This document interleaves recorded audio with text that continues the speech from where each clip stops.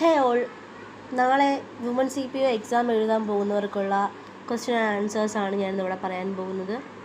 അപ്പം first question, കേരളത്തിൽ ആദ്യമായി നിയമസഭാ പൊതുതെരഞ്ഞെടുപ്പ് നടന്ന വർഷം 1957. കേരളത്തിൽ ആദ്യമായി നിയമസഭാ പൊതുതെരഞ്ഞെടുപ്പ് നടന്ന വർഷം 1957.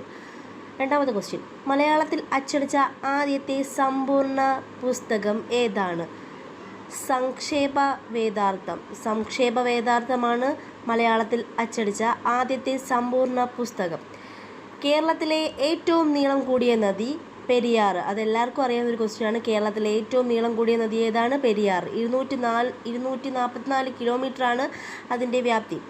കേരളത്തിലെ ഏക സിംഹവാലൻ കുരങ്ങ് സംരക്ഷണ കേന്ദ്രം ഏതാണ്? സൈലന്റ് വാലി ദേശീയോദ്യാനമാണ് കേരളത്തിലെ ഏക സിംഹവാലൻ കുരങ്ങ് സംരക്ഷണ കേന്ദ്രം. കേരളത്തിലെ ഏറ്റവും വലിയ കായൽ ഏതാണ്? കേരളത്തിലെ ഏറ്റവും വലിയ കായൽ വേമ്പനാട്ട് കായലാണ് കേരളത്തിലെ ഏറ്റവും വലിയ കായൽ. അറബിക്കടലിൻ്റെ റാണി എന്നറിയപ്പെടുന്ന തുറമുഖം ഏതാണ്? ഉത്തരം കൊച്ചി. കേരളത്തിലെ ജനസാന്ദ്രത ഏറ്റവും കുറഞ്ഞ ജില്ല ഇടുക്കി. കേരളത്തിലെ ജനസാന്ദ്രത ഏറ്റവും കുറഞ്ഞ ജില്ല ഏതാണ്? ഇടുക്കി. അക്ഷരനഗരം എന്നറിയപ്പെടുന്ന കേരളത്തിലെ ജില്ല ഏത്? അക്ഷരനഗരം എന്നറിയപ്പെടുന്ന